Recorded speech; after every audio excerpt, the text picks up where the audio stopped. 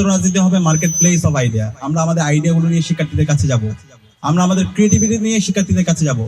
শিক্ষার্থীদের যার আইডিয়া ভালো লাগবে সেটা গ্রহণ করবে, যার আইডিয়া তার ভালো লাগবে না সেটা সমালোচনা করবে। কিন্তু এখানে কেউ হকি স্টিক অথবা স্ট্যাম্প নিয়ে যাবে না। কোন ধরনের এখানে মাসল পাওয়ার পলিটিক্স চলবে না, চাঁদাবাজি টেন্ডারবাজি ফাও খাওয়ার রাজনীতি চলবে না, যেটার বিরুদ্ধে আমাদের গত 16 বছর অথবা এর আগের লড়াই সংগ্রাম ছিল।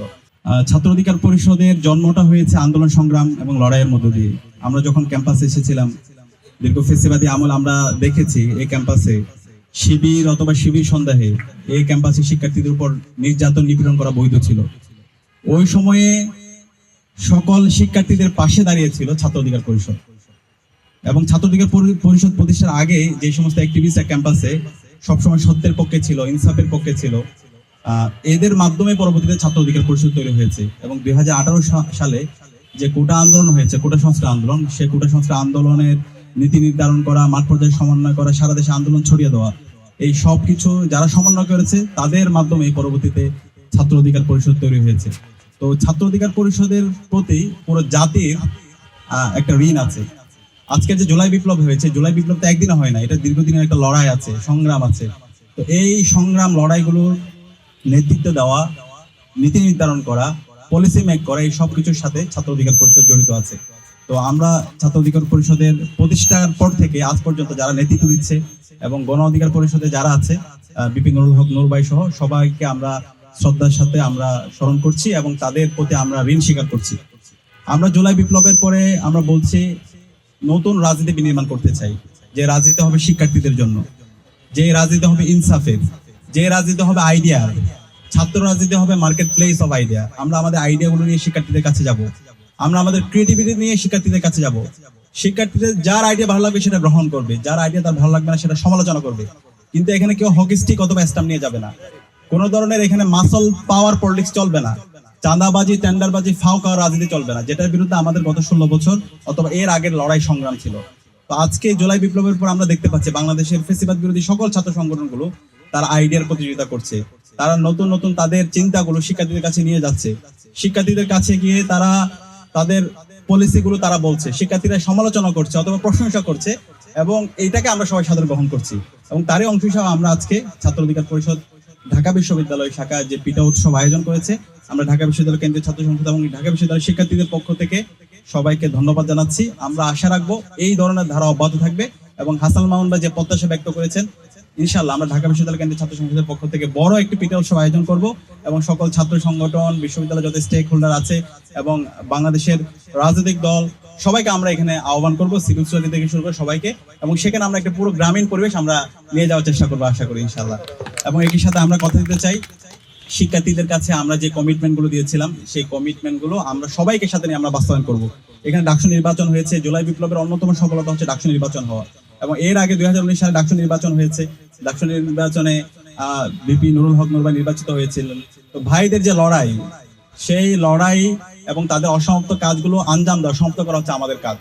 জুলাই বিপ্লবে যে 2000 আমাদের ভাই বোন শহীদ হয়েছে, তাদের যে প্রত্যাশা, তাদের যে আকাঙ্ক্ষা, সে আকাঙ্ক্ষার বাংলাদেশ বিনির্মাণ করাই হচ্ছে আমাদের উদ্দেশ্য।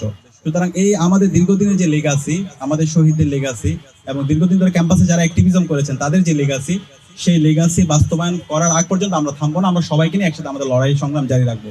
এবং জুলাই বিপ্লবের পরে যে ডাকসু নির্বাচন হয়েছে, এখানে আমরা যারা নির্বাচন করেছি সবাই আমরা জুলাই সহযোদ্ধা। এখানে কেউ হারে অথবা জিতে না, আমরা সবাই জিতে গিয়েছি। তো সবাইকে নিয়ে একসাথে কাজ করা, সবাইকে নিয়ে একসাথে একটি স্বপ্নের বাংলাদেশ বিনির্মাণ করা এবং স্বপ্নের ঢাকা বিশ্ববিদ্যালয় ক্যাম্পাস বিনির্মাণ করা, একটি চমৎকার গণতান্ত্রিক পরিবেশ নিশ্চিত করা, এবং এই চমৎকার গণতান্ত্রিক পরিবেশটার একটা সাস্টেনেবল পজিশনে নিয়ে যাওয়া, সেটা হচ্ছে আমাদের মূল উদ্দেশ্য। এবং আমরা আশা রাখছি আমরা সবাইকে সাথে নিয়ে সেটা আমরা পারবো ইনশাআল্লাহ। তো আজকের আয়োজন করার জন্য ঢাকা বিশ্ববিদ্যালয় কেন্দ্রীয় ছাত্র সংসদ ডাকসুর পক্ষ থেকে আবারও ছাত্র অধিকার পরিষদ ঢাকা বিশ্ববিদ্যালয় শাখার সর্বপর্যায়ের নেতৃবৃন্দকে ধন্যবাদ জানাচ্ছি, এবং সাংবাদিক বন্ধুদের ধন্যবাদ জানিয়ে আমি আমার কথা শেষ করছি। আসসালামু আলাইকুম। সবাইকে সালাম এবং শুভেচ্ছা জানাচ্ছি। পিঠা উৎসবকে কেন্দ্র করে মূলত একটি উদ্যোক্তা মেলার আয়োজন করেছে ছাত্র অধিকার পরিষদ। আমরা দেখতে পাচ্ছি যে আমাদের ক্যাম্পাস কেন্দ্রিক বিভিন্ন ছাত্র সংগঠনগুলো অনেক জনকল্যাণমূলক, ছাত্র কল্যাণমূলক, কমিউনিটি কল্যাণমূলক কাজকর্ম করছে। এই প্রবণতা গত 1-1.5 বছরে পরিষ্কারভাবে বেড়েছে, সেটি আশার কথা। আমি সাধারণত কোনো রাজনৈতিক দলের অনুষ্ঠানে যাই না, এখানে এলাম কারণ আমি মনে করছি যে একটি বার্তা সমাজে পৌঁছানো আমাদের খুব দরকার, যে ঢাকা বিশ্ববিদ্যালয় সমাজকে নিয়ে চলবে। ঢাকা বিশ্ববিদ্যালয়ের সমস্ত সংগঠন, ছাত্র সংগঠন সহ তারা আমাদের সম্প্রসারিত পরিবারের অংশ, এবং যখন যেখানে সুযোগ হবে আমরা সমাজকে বলবো যে আমরা আপনাদেরই অংশ, আমাদের যে কোনো প্রক্রিয়া অংশ নিন। এই উদ্যোক্তা মেলার এই ক্ষুদ্র আয়োজন, কিন্তু এটি উদ্দেশ্য অত্যন্ত মহৎ, এবং আমি মনে করি ধীরে ধীরে এই উদ্যোক্তা মেলাগুলো যদি আমরা আরেকটু বড় পরিসরে করতে পারি এবং সমাজের বিভিন্ন পর্যায়ের, এখন মূলত আমাদের ছাত্রছাত্রীরা এই প্রক্রিয়া অংশ নিচ্ছে, আমরা চাই যে সমাজের আমাদের অন্যান্য অংশীজনরাও যেন এই প্রক্রিয়া আসে। এখন ডাকসু হয়েছে, সেটি আমাদের জন্য আর কি নতুন মাত্রা যোগ করেছে, এবং ছাত্র রাজনীতির যে সার্বজনীনতা এটি ধীরে ধীরে আরও প্রতিভাত হোক। দলীয় সংকীর্ণতার ঊর্ধ্বে উঠে আমরা সার্বজনীনভাবে বিশ্ববিদ্যালয়ে একটি সমাজ কল্যাণমূলক অ্যাপ্রোচে ধীরে ধীরে আমরা এগোনোর চেষ্টা করছি। আলটিমেটলি এই কথাটি আমি সবসময় বলি, এখনও বলছি, চূড়ান্ত বিচারে বিশ্ববিদ্যালয় সমাজকে নিয়েই বাঁচতে হবে। এই জাতীয় উদ্যোগগুলোর জন্য আমরা ধন্যবাদ জানাই। এই ক্ষেত্রে আজকে ছাত্র অধিকার পরিষদকে ধন্যবাদ জানাচ্ছি, এবং এই প্রক্রিয়াতে যারা শরিক হয়েছেন, আমার প্রশাসনের অংশ, ডাকসু সহ আমাদের সাংবাদিক বন্ধুরা সবসময়ের আমাদের বন্ধু, আপনারা এই প্রক্রিয়াগুলোকে আমরা যতদূর সম্ভব আমরা এগুলোকে প্রমোট করব আমাদের সীমিত সামর্থ্যের মধ্যে, এবং ধীরে ধীরে আমরা এর কলবর বাড়ানোর চেষ্টা করব। সবাই ভালো থাকুন, দোয়া এবং শুভকামনা। সম্মানিত সাংবাদিক বৃন্দ, ঢাকা বিশ্ববিদ্যালয় ছাত্র অধিকার পরিষদের উদ্যোগে আজকের এই পিঠা উৎসব এবং উদ্যোক্তা মেলা, এখানে উপস্থিত ছিলেন ঢাকা বিশ্ববিদ্যালয়ের সম্মানিত ভিসি স্যার, প্রক্টর স্যার, উপস্থিত আছেন ঢাকা বিশ্ববিদ্যালয় কেন্দ্রীয় ছাত্র সংসদের ভিপি সাদেক কায়েম সহ ছাত্র অধিকার পরিষদের অন্যান্য নেতৃবৃন্দ। আমরা শুরু থেকেই এই ফেসিবাদী আমল থেকেই আমরা চেয়েছি যে এই ছাত্র অধিকার পরিষদ বিভিন্ন সময় শিক্ষার্থীদের অধিকার আদায়ে ক্যাম্পাসে কাজ করুক। আজকে ফেসিবাদ মুক্ত বাংলাদেশে আমরা গতবারও এই ছাত্র অধিকার পরিষদের উদ্যোগে এখানে কিন্তু একটি উদ্যোক্তা মেলার আয়োজন করেছিলাম। সেখানে ঢাকা বিশ্ববিদ্যালয়ের অনেক শিক্ষার্থী যারা নতুন উদ্যোক্তা হতে চেয়েছিলেন তারা সেখানে এসেছিলেন।